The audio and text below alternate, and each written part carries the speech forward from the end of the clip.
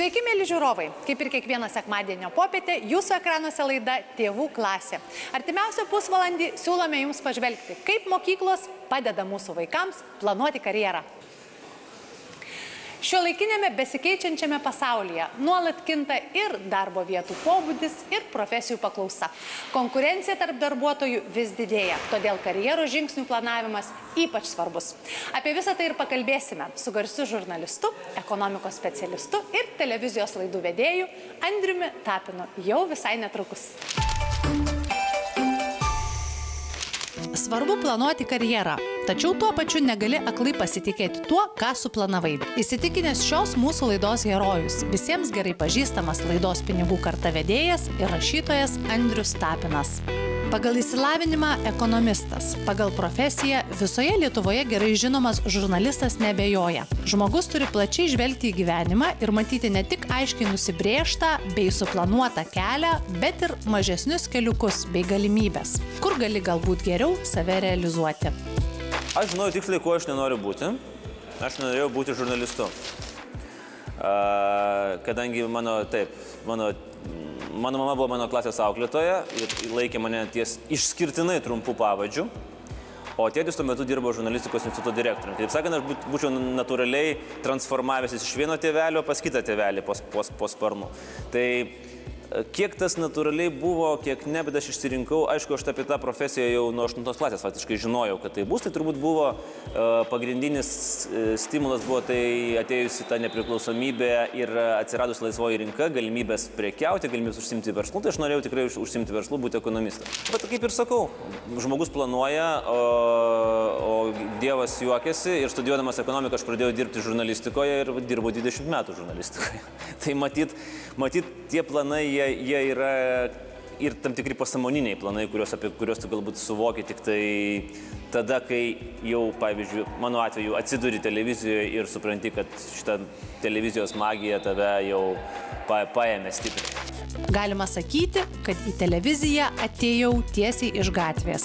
Prisimindamas savo žurnalisto ir laidų vedėjo karjeros kelią, šypsosi Andrius Tapinas. Tačiau, pasak pašnekovo, televizija ir žurnalistika apskritai nėra tos sferos, kurios būtų pačios veikiausios ilgalaikiui karjeros planavimui.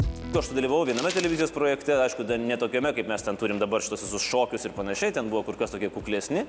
Ir tada iš tikrųjų labai patiko ir tiesiog atėjau iš gatvės ir pasakiau, kad atėjau su savo televizijos projektu sugalvojus. Žinot, kaip būna. Aš gaila, nesu jo išsaugojęs papiriniam variantą, nes būtų labai juokinga jį pasižiūrėti man dabar, nes jis tikrai buvo pakankamai juokingas. Aš manau, kad ir programų direktorė ten juokėsi tuometinė Dalia Kutraitė. Bet kai jiems prireikė vasarą tokių žmonių, kurie galėtų dirbti, faktiškai kaip ir savanoriškais pagrindais, nes vasarą normalų žurnalistai, jie nenori dirbti savanoriškais, apskritai nenori dirbti, jie nori gauti atostoginius ir ilsėtis. Tuo metu dar buvo žurnalistams atostoginiai mokami. Tai tiesiog prireikė surinkti tokius iš gatvės. Tokius pririnko ir dauguma nubirėjo, pamatė, kad čia net ir nieko nemoka, o tie tokie liko idėjiniai labiau ir jie pradėjo taip ir kabinti. Laidos herojus neslepia. Nors pagal įgytą ekonomisto specialybę jis nedirba, tačiau žinios ir įgūdžiai gauti studijų metu jam kaip žurnalistui praverčia kiekvieną dieną. Kaip dirba ekonomikos analitikai? Jeigu yra įvykis A ir įvykis B, jie analizuoja ir jie mano, kad įvyks įvykis C. Tai šitas loginis suvaržymas. Tai tą davė labiausiai, sakykime, studijos ir tas žinias aš, pavyzdžiui, galiu bet kurią dieną panaudoti. Kad jeigu aš matau įvykį A ir įvykį B, aš galiu bandyti prognozuoti ir klausti ekspertų, o tai ar bus taip, kad įvyks įvykis C. Tai kitaip sakant, netiesioginės tos žinios. Nors vėlgi, man yra kur kas lengviau negu kitiems žurnalistams dirbantiems ekonomikos temomis, nes aš apie ekonomiką jau nuo 8 klasės, kaip sakau, privatizavau jau čekius ir ten visą kitą. O kiti kartais būna tiesiog, jiems tai yra, dažnai žurnalistai yra kaltinami tuo, kad jie yra paviršutiniški, kad jie nespėja įsigilinti temą. Ekonomika yra pakankamai sudėtinga tą daryti, jeigu tu nesi įsigilinęs ir tu neturi kažkokio tai tokio pagrindo. Dėl to man tikrai yra lengviau. Ir man yra lengviau paaiškinti savo kolegiams arba kolegams, ko aš iš jų noriu, nes aš turiu tą pakankamai tvirtą teorinį pagrindą, kad aš suvokiu tam tikrus ekonominius procesus. Lietuvos žmonės Andrių Tapiną pažįsta ne tik kaip garsų žurnalistą, bet ir kaip užkietėjusi keliautoją bei aktyvaus laisvalaikio su šeima mėgėją. Kalbėdamas apie sėkmingą karjerą, laidos herojus pabrėžia, svarbu yra gebėjimas suderinti darbą, laisvalaikį ir gyvenimą šeimoje, bei tuo pačiu jausti malonumą ir pasitenkinimą savo pasirinktų gyvenimo keliu. Kiekvienas pasirenka savo karjerą pats. Aš manau, kad esmė turbūt yra tarp balansas, tarp esminių vertybių. Tai yra tarp karjeros, sakykime, šeimos ir galbūt laisvalaikio. Kiekvienas žmogus tą balansą pasirenka. Vieni pasirenka, kad yra 90% karjera, 10% šeima. Kiti pasirenka, kad 95% šeima ir ten 0,1% karjeros, pilni formai tokių pasirinkusių ponių ir ponų. Nu, kiti balansuoja. Ir va tas balansas kiekvienam yra sveikiausias.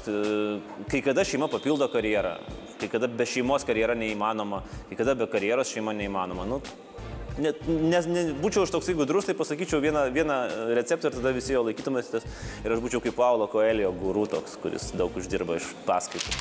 2 vaikus, vasarą ir vakarį auginantis Andrius Tapinas įsitikinęs. Tėvų vaidmuo, padedant planuoti savo atžaloms karjerą, turėtų būti labai subtilus. Priešingu atveju iš to didelio noro padėti gali imti ir persistengti. O rezultatas nedžiugins nei tavęs, nei tavo vaikų. Mūsų pačių, pavyzdžiui, vaikai kol kas niekaip nėra profesiškai orientuojami iš mūsų pusės. Na, jie galbūt stebi mūsų darbą ir galbūt ir norėtų būti, kaip kartais būna, kad nori daryti tai, ką tėvai daro, bet mes kol kas jau visiškai neorientuojam ir nesistengiam orientuoti, nes vieną dieną jie nori būti verslininkai, kitą dieną dailininkai, trečią dieną kosmonautai. Tai ir tas tikrai nemanau, kad reikia kažką labai, kai mes pamatysim tą jau tokį konkretesnį daigelį, kuris, bet, vieniems tai gali būti jau 7 metų, ar ten 10, kitiems galbūt 16 ar 17, tada mes jau matysim, kaip jį tą daigelį, taip, kaip sakoma, globot. Tai yra, kad neįkyriai, bet kad išvengto blaškymus. Nes aš manau, kad pagrindinis tėvų darbas yra užtikrinti tokią komfortabilią aplinką tam vaikui apsispręsti. Kad jisai nesiblaškytų tarp noriu būti ir ninja, ir robotas, ir žmogus karys. Ir vis 3 profesijų ir noriu visur būti geriausias. Sunkiai tas yra įmanoma. Tai va šitas turbūt yra vienas esminių dalykų. Aš manau, kad viena didžiausių klaidų yra tai, kad tėvai nusprendžia už vaikus, kuo jie turės būti. O dar blogesnis dalykas, jeigu nusprendžia už vaikus, nes tuo buvo jie, jų tėvai ir jų seneliai. Aišku, dinastijos yra labai gerai, bet vėlgi tas pats vaikas turėtų vis dėlto parodyti iniciatyvą arba galima dar stipresnė atmetimo reakcija, kai jisai bus bet kuo tik tai ne gydytojų arba bet kuo tik tai ne politikų. Į klausimą, ar mokykla yra ta vieta, kur su vaikais turėtų būti pradėta kalbėtis apie karjerą, jos planavimą ir ugdymą, laidos herojus atsako nedvejodamas. Neabejotinai taip. Tai labai svarbu, nes tėvai ne visuomet yra geriausi patarėjai. Aš nesu tikras, aišku, šiek tiek nebežinau šiuolaikinės mokyklos aktualijų. Ar mokykloje yra specialistų arba ateinančių specialistų, kurie gali iš tikrųjų kompetentingai paaiškinti jaunam žmogui apie karjerą. Tuo labiau, ypatingai jeigu iš namuose yra tam tikri aiškus labai signalai, kaip yra tos, pavyzdžiui, madingos profesijos, kur šeima nori, kad būtų vadybininkas sūnus, arba kad duktė tai turi būti jau teisininkai. Ir jie galbūt ne visai susipažinę yra su darbo situacija, darbo vietų situacija šitoje. Arba ten, bet vėlgi mes tokį vieną projektą darėm, laidoj Pinigų kortoj ieškau darbo. Atėjo graži mergina, pirmakursė, jinai nori būti architektė dizainerė. Ir jai sako, vienas iš specialistų, o tu žinai, kiek yra laisvų vietų, kokia yra pasiūla architektų dizainerių? Kad ir tam pačiam Vilniui, nes už Vilnius apskritai jau, sako, nežinau, bet aš labai noriu. Ir gerai, kad labai nori, bet panašu, kad vis tiek mokykloje galbūt turėtų tą kažkokį tai suvokimą tarp darbo rinkos paklausos ir pasiūlos irgi suteikti. Ar šiandieninė mokykla suteikia mūsų vaikams reikalingą informaciją ir pagalbą siekiant susigaudyti nuolat besikeičiančioje darbo rinkoje? Ar ugdo reikalingas kompetencijas? Pažvelkime, kaip mokyklos padeda mūsų vaikams planuoti karjerą. Profesinio orientavimo sistema prasideda nuo mokyklos, nes mokykla yra pagrindinė švietimo institucija, kuri turi teikti joje besimokantiesiems profesinio orientavimo paslaugas. Ir jeigu kalbėti apie paslaugas, tai jos yra 3. Viena yra ugdymas karjerai, kur yra prioritetinė paslauga. Ir šios paslaugos tikslas yra sudaryti sąlygas tam, kad mokiniai įgytų kompetenciją patys planuoti ir gyvendinti savo karjerą. Kita paslauga būtų profesinis informavimas, tai yra irgi sudaryti sąlygą sužinoti kuo daugiau, kuo išsamiau apie mokymosi galimybės ir visą profesijų pasaulį, tą sudėtingą su įvairiom galimybėm, kurios joje slypi. Trečioji paslauga yra profesinis konsultavimas, tai yra pagalba susivokti ir suprasti geriau savo asmeninės savybės, kurios gali būti svarbios karjerui, o taip pat dirbti su įvairiais karjeros trikdžiais, kurie gali būti tai sveikatos kažkokios problemos, gali būti, pavyzdžiui, nepasitikėjimas. Ir visumą tų paslaugų ir sudaro profesinio orientavimą. Kuo tu daugiau tos informacijos turėsi, kuo tu daugiau susidėliosi į tas skilteles, tuo tu mažiau panikuosi. Ir lakstysi gatvėmis, nežinodamas, ką tau reikia daryti. Turim PIT tašką, tai yra profesinio informavimo taškas, turim atskirą specialistą, daug kitų specialistų, kurie prisideda padedant vaikams ieškoti savo kelio.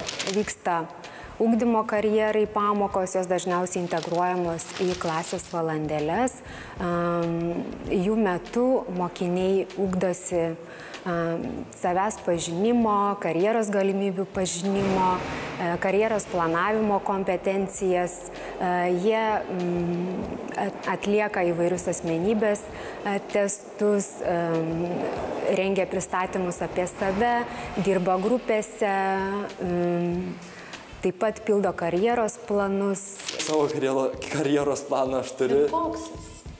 Jisai iš tiesų yra labai grandiozinis. Tiksliau, ne tiek kiek grandiozinis, kiek su laiku jisai keičiasi. Su laiku aš suprantu, kad vienos idėjos yra utopinės ir panašiai. Tačiau esu sukūręs begalę atvejų, kur po kiekvieno atveju yra dar begalė variantų, kurie gali įvykti. Tiesiog, kad nepasimeščiau atėjus tam momentui. Pats žmogus turi išmokti ir turi gebėti planuoti savo karjerą. Ir tokiu atveju karjeros konsultantas tampa kaip tas veidrodis, kaip pagalbininkas, kaip tarpininkas, tam tikras, kuris padeda žmogui susivokti, ko jisai nori gyvenime, kuris padeda jam išspręsti tam tikras problemas, su kuriamis jis susiduria ir negali judėti į priekį. Mes į visus dalykus integruojam karjeros ugdymą, ypatingai pasirenkamuosiuose dalykuose, neformalėjame ugdyme. Vaikai turi galimybę ne tik pas dalykų mokytojus kreiptis, ką ir daro, bet taip pat ir pas psichologę, ir pas kitus specialistus. Turim įvairių priemonių, kurias taip pat naudojame ir kuriame savo gimnazijoje, kad padėtumėm mokiniui labiau save pažinti, suprasti ir eiti tuo keliu, kurį pats gali pasirinkti. Galima pasirinkti 12-okams pasirenkamą į dalyką, psichologiją ir karjeros valdymą, kas yra jiems ypatingai naudingas paskutinėje klasėje, susumuojant savo visas kompetencijas, įgytas žinias. Taip pat konsultuoju individualiai, vyksta individualios konsultacijos nuolat visus metus, vyksta grupinės konsultacijos tiksliniam grupėm. Mokiniai iš tikrųjų labiausiai laukia, kada vyks pamokos būtent su Euroguidance priemonėmis. Tai labai jiems patinka grįžtamojo ryšio žaidimas ir filmukų ciklas karjeros planavimo žingsniai. Manau, kad kuo tu anksčiau pradėsi rinktis, kuo tu anksčiau pradėsi galvot, svarstyti, ieškot galimybių, pasirinkimų, kuo tu anksčiau susirasi, kas tau iš tikrųjų patinka, tuo tau geriau bus ateityje. Kuo anksčiau apie tai pradedi galvoti, tuo didesnė tikimybė, kad tu susikursi sąmoningai savo tikrai mėgstamą, tenkinančią karjerą. Mokinių susidomėjimas yra tikrai didelis ugdymo karjeros paslaugomis. Galbūt išskirčiau naudingiausią, kiek matau reikalingiausią tą priemonę, tai būtų individuali konsultacija. Vos iš tikrųjų, vos spėju fiziškai suteikti kiekvienam pagalbą asmeniškai. Stengiuosi iš tikrųjų padėti, kuo galiu, o mokiniai kreipiasi labai dažnai. Žinoma, kad tai yra labai gerai, nes jeigu tu užaugsi, tu nebežinosi, nuo ko pradėti, o mokykloje kartu su kitais dalykais tu mokaisi planuoti. Ir tas karjeros planavimas padeda ne tik pačiame profesinėme kelyje, bet ir pamokų planavime. Pasirinkti būrelius, susiplanuoti laiką, pasirinkti, ką aš pirmiausia darysiu, ką aš paskui darysiu, kuom tai yra man naudinga. Ir iš karto kyla noras galvoti apie ateitį, nes tai, ką darau dabar, bus naudinga ir man pravers ateityje. Viena iš mokytojų, karjeros veiklų koordinatorių ir psichologų užduočių mokykloje padėti mokiniams atrasti stipriasias savo puses, malonumą teikiančias veiklas ir ugdyti kompetencijas padėsiančias ateityje. Kiekvienas žmogus turime pažinti save, tam, kad žinotumėm, kur mes esam tinkami, ką mes galim padaryti geriausiai. Na, bent jau geriausiai, sako, tobulybių nebūna. Tai ir mokykloje mokinys, vaikas jau nuo pat pradžių turėtų domėtis ir žinoti, kur jis ką gali. Ir žinodamas, ką jis gali, tai jis ir pradeda eiti tą linkmę. Ugdymas karjerai padeda ugdytis bendrasias kompetencijas, kurios vėliau padeda įsitvirtinti konkurencingoje, nuolat besikintančioje darbo rinkoje. Aš turiu minty tokias kaip lyderystė, pasitikėjimas savimi, mokėjimas dirbti grupėse, mokėjimas pristatyti save, mokėjimas išvengti konfliktų, sprendimų priėmimas. Tu nežinodamas savęs, nepažindamas savo stipriųjų silpnųjų pusių, tu negali atrasti to, ką tu galėtum daryti geriausiai. Juk mes pažindami save per tam tikras veiklas atrandam ir tuos dalykus, kurie mums patinka, kuriuos mes mylim ir mėgstam daryti. Ir tą galima pakankamai gerai sujungti, tuos linksmus ir mums stiprius dalykus. Mokyklos etapas iš tikrųjų labai svarbus, kadangi mokykloje mes vėlgi dedam tam tikrą pagrindą savo kompetencijom ateities. Tai šiuo atveju, kuria kryptimi aš toliau plėtosiu savo kompetencijas, labai svarbu prieš tai iš esmės aš turiu turėti kažkokį įsivaizdavimą, kažkokią viziją, ko aš gyvenime noriu. Tada žymiai aš galiu tikslingiau tą savo kompetencijas kaupti. Kitas dalykas, mokyklos etapas labai svarbus tyrinėjimui. Tai yra, kad aš iš esmės kuo daugiau, kuo plačiau, kuo giliau pažinčiau įvairias karjeros galimybės, analizuočiau, kas darosi pasaulyje. Ir tokiu atveju karjeros konsultanto pagalba irgi labai reikalinga. Arba ugdymo karjerai specialistų. Jisai gali padėti moksleiviui išsigryninti tam tikrus algoritmus, sakyčiau, kaip pažinti, kaip tyrinėti aplinką, kaip tyrinėti save, kaip priimti gerą sprendimą, kaip pasidaryti planą, kaip galų gale save pristatyti. Tai yra krūva įvairių įgūdžių, kompetencijų, kurios reikalingos tam, kad vėliau karjerą būtų galima sėkmingai plėtoti. Mes esam susipažinę su stojimu į universitetus ir tam tikrose srityse mes galime atrasti kaip tas savo stipriasias pusės būtent per testus, kuriuos mes atliekam su profesinio orientavimo mokytoja. Visų pirma, turėtų būti ugdomas pasitikėjimas savim. Aš manau ir esu įsitikinęs, kad čia yra vienas iš svarbiausių dalykų, kurį turi išsinešti iš mokyklos jaunas žmogus. Kitas dalykas tai yra loginis mąstymas. Nors dauguma savo, kad loginį mąstymą formuoja universitetai, bet aš manau, kad jau vidurinė mokykla irgi turėtų suformuoti tą loginį mąstymą, sugebėjimą suvokti tekstą, sugebėjimą suvokti įvykį, sugebėjimą skaityti tarp eilučių. Ir kas tu bebūtum, ar tu bebūtum žurnalistas, ar chemikas, ar medikas, bet šitie įgūdžiai, keli įgūdžiai tau, man atrodo, bet kurioje profesijoje pravėtų. Tai, ką daro įvairūs konsultantai profesinio ugdymo, taip pat mokytojai yra labai didelis indėlis mokinių gyvenime.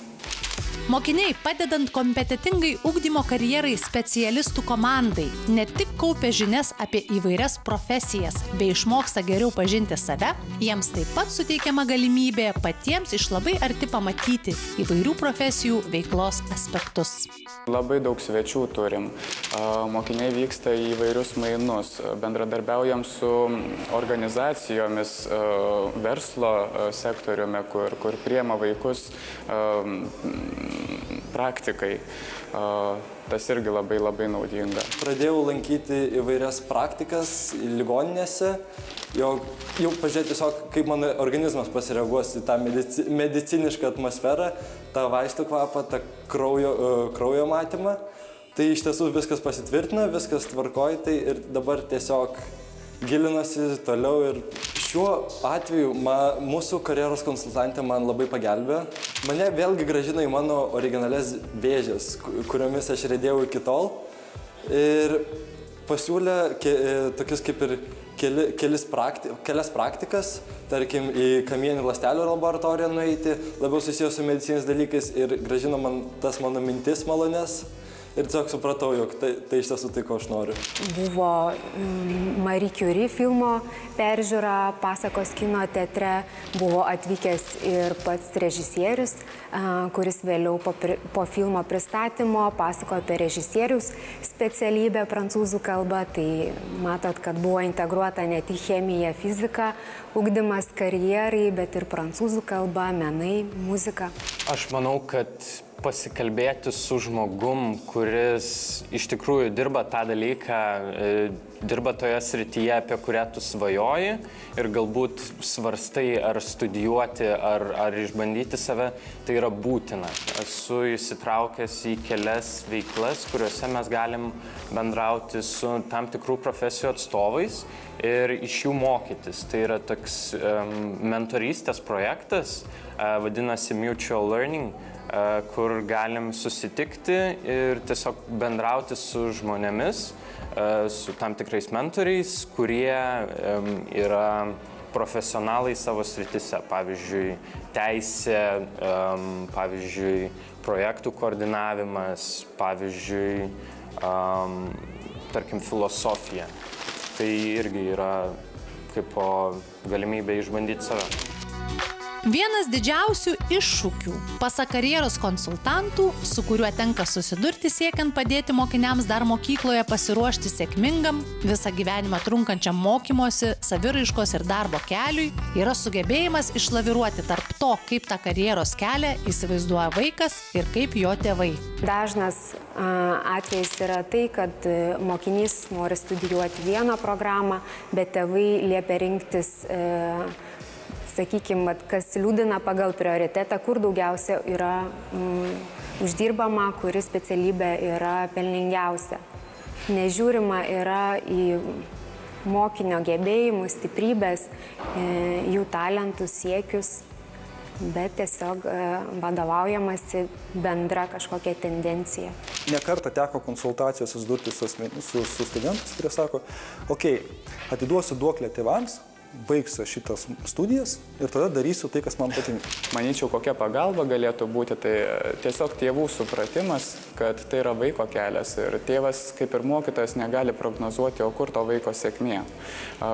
Niekas nesako, kad jeigu žmogus pasirenka meno sritį, jis nebus talentingas ir labai sėkmingas pasaulyje. Tėvai turėtų paskatinti mokinį kaip savo vaiką, pabandyti atrasti tuos dalykus, kurie jam yra svarbus, patinka, kurie jį traukia, o kaip neturėtų spausti pasirinkti vienos tam tikros srities vien tik tai dėl to, kad tai yra bumas arba kad po to, tarkim, tu uždirbsi daug.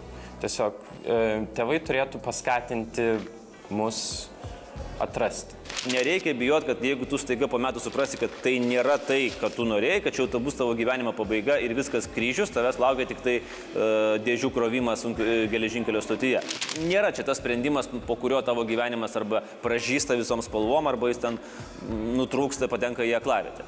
Karjera yra ilgas labai periodas. Jeigu tu nelaimi loterijoje, tai viskas labai žingsnis po žingsnio. Lotynų kalboje žodis karjera reiškia žmogaus gyvenimo kelią. Karjeros planavimas yra visą gyvenimą trunkantis procesas. Tačiau, kaip teigia psichologai, jis bus kur kas paprastesnis, jei šio kelio pradžioje, dar mokykloje, vaikai bent pamėgins susivokti, kas jiems sekasi, ką jiems patinka veikti, ko jie nori ir ką gali. Laida, mėly žiūrovai, artėja į pabaigą, todėl dabar klausimas atidžiausiems. Kokios yra 3 mokykloje įgyvendinamos profesinio orientavimo paslaugos? A. Ugdymas karjerai, profesinis informavimas ir konsultavimas. B. Profesinė praktika, mentoriavimas ir konsultavimas. C. Coachingas, profesinis simuliavimas ir informavimas. Atsakymus siųskite apačioje nurodytų elektroniniu paštu. Laimėtojus paskelbsime kitą sekmadienį. Kitoje laidoje Tėvų klasėje siūlysime jums pažvelgti, kaip studentai aukštosiose mokyklose įgytas teorinės žinias mokosi taikyti praktiškai. Šį kartą tiek norėjome parodyti. Tikiuosi, pusvalandis su mumis jums buvo įdomus ir naudingas. Iki pasimatymo kitą sekmadienį.